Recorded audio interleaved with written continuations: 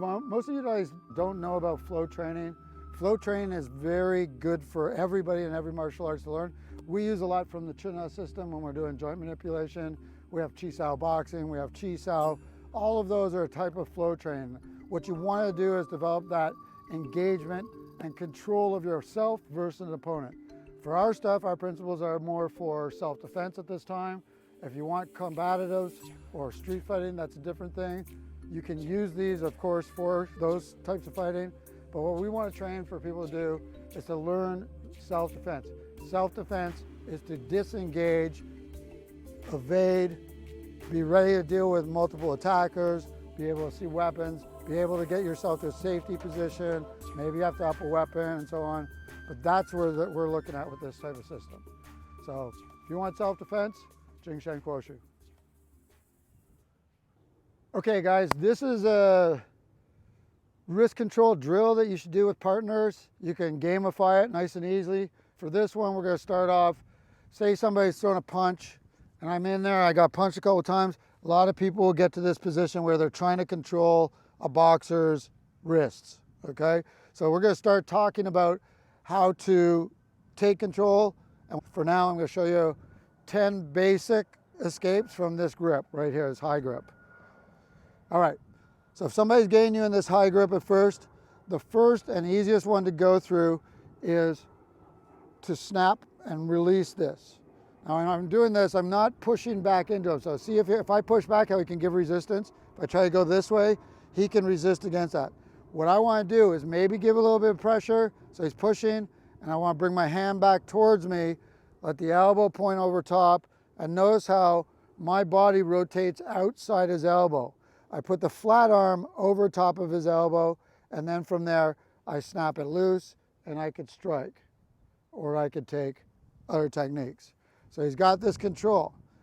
From here, I'm gonna go inside towards you. I may lay a little bit of weight in, or I may move this hand so that he thinks that there's something going on over here. This makes it easier for me to bring this in, snap that loose, and go. Now if he grabs, it should be that easy. Boom, bang. And I could go both hands. I could go here, I could go here. Works very well against pretty much any grip. Okay, so that outside rolling elbow, nice and easy. Remember that you don't want to roll across where he can just turn me into something else. I want to get in here flat, the flat surface of my elbow, not rolling it over. That's what's going to cause the snap. Now the second position from here is where I'm going to come in and I'm going to gather after I snap. To do that, as I snap, I'm getting that flat position so it could drop down inside. And then I'm going to roll this back, which we call rolling elbow, bring it nice and high, just enough to clear that hand, and I'm striking through the face, okay? As I'm doing this. So it's here, over, gather, smash. See that? Again, he's grabbing. It's here, boom, bam. And I can really deliver, especially if I'm holding this arm, I can go into continual other stuff. So again, he grabs.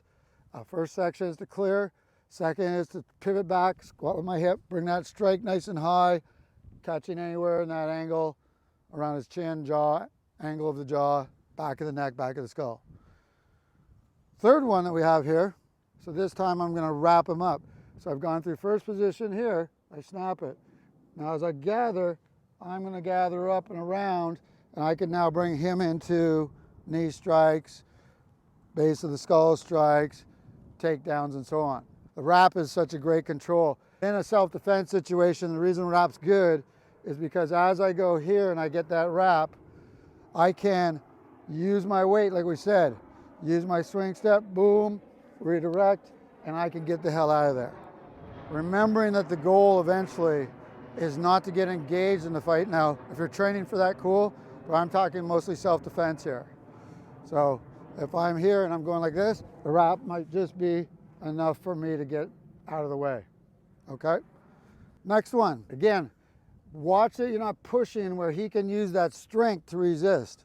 When you guys start practicing against each other, let him learn it first, but when you get there, he wants to feel that if I'm doing this and he can stop me, there's a problem, and the reason is because I'm trying to push with my forearm and my wrist as opposed to pointing with my elbow. See that difference? So he's here. If I just put a little pressure towards him, bring this in as I turn, it's no problem. So you can feel it. The next one right from here is I can also trap and break. Now on this one, what I want to do is I'm going to pass it, rotate. I pass, trap over the back of the hand, turn in. Again, I want that flat position here, and I'm going to apply pressure down and in on that elbow. If I were to turn this wrist a little bit, it's going to really increase that pain. Very easy break right here. If I get that snap and twist, that's a broken wrist for sure. Okay? Now, I have these guys that'll say, you can't do this. He's so strong. If I've got somebody that's doing anything with strength, okay, all I have to do as I do this is add a little turn, okay, and get off their line of strength, get to the side of the body, or I can either back them up and then go for the technique. It's very easy. If their foot's in the air, they're not using strength. They're off balance. So if I can't get to the outside for some reason, he's like got some good wrestling skills and he can sort of counterbalance. I use that outside as my setup. The next technique is the inside rolling elbow. To do that, I tuck the elbow in, I sort of come towards his opposite shoulder. Later, I can either go for the chin, I can snap across. When I come in, I bring it up as though I'm brushing the back of my ear, okay? And I'm gonna open this elbow up towards the air. That's that release of his grip, and then I smash back down. So I'm here, I come in, boom, smash, there it is. Up, open, in, pushing off that hip, let it rotate. Rolling, boom, pow. Okay, I'm not gonna need much. And if I pull him off balance as I'm doing it, it's gonna really open him up. So again, if you see this way, he grabs, and as I come in here, and I open, I turn. There's big strikes. I just don't want him to go down right there. Very nice. You feel that difference? Yeah. So again, we got that inside. Now, on the inside, I can also wrap. So as I come here and I go over, I can wrap high to the shoulder, come under, pass this arm, and I've got a beautiful couple seconds of driving right here. Again, if I take him off balance, okay, I can either uproot and pass, turn him off, allows me for escapes, or there's much worse if I have fighting experience that you guys can apply. So far we get this idea, right? He's trying to resist, I go over here, okay, easy. I want him to resist a little more, you know, so he now sees me doing this one. I'm still getting through, right? See that? So if I get in here and he starts angling himself, see how he's changed that position? Now I've got this one, boom. If I got here and it goes out and my elbow's outside, there's an inside rolling elbow. So I want you to be able to play with this. Start off very careful. Notice that we're not going too much strength. From the same position, if I get where they're closing me off, okay, and I get one of them, whatever way they close me off, if I'm here, if I can get one hand underneath, and I turn the top hand into this top position, which is the tray position, and I come under my wrist, drop my elbow under, and I use that same position, I snap it off, I then have that thumb, middle finger, I can control them if I'm getting loose. So this is called a crossover. When I'm in, I'm gonna bring them in, turn. I don't really need to turn this over. I just need to bring it so that I'm backstopping underneath his wrist, under my wrist. And it's that snaking of the elbow. It's not this, resist this. So you can resist this very easily, okay? If my elbow's out, I'm just depending on my forearm strength. If my elbow goes in, it's nothing, it's already done, he's done. Okay, I load, boom, I've got it in. So again, this one, if I'm going this direction, I go under the tray position, my elbow goes in the center line, so my body weight's doing the push off, okay? If I want to do that and I want to take something, I could take arm bars, I could take whatever I want from here. Those ones. Now we start to add a little combining of that. So this next one, when I come over, I'm going to use that snap, but as I do it, I'm going to clear under the wrist and use the crossover we've got here. So it looks like this. It's very snake-like, snap, boom, you've got control of them. And of course, you can go for anything from there, redirecting them whatever way you want to do it. One more time, I'll go this side here, boom, there it is, nice and easy.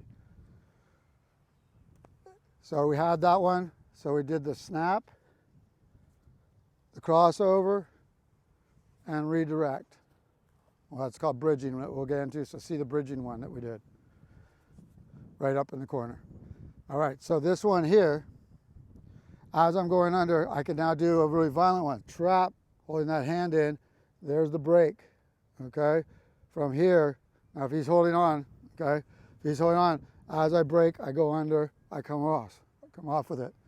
Their option is, that break goes down, okay? I can then turn it into wraps, and I can take them down in any which way I want to go. All right? Later on, the next position is down here. So if we're in and he's trying to open me up as a wrestler, I always want to keep those elbows in. Don't leave them out or you're going to leave these holes, okay? So whichever, we'll go into that in another part of this stuff that I want you to come and check out.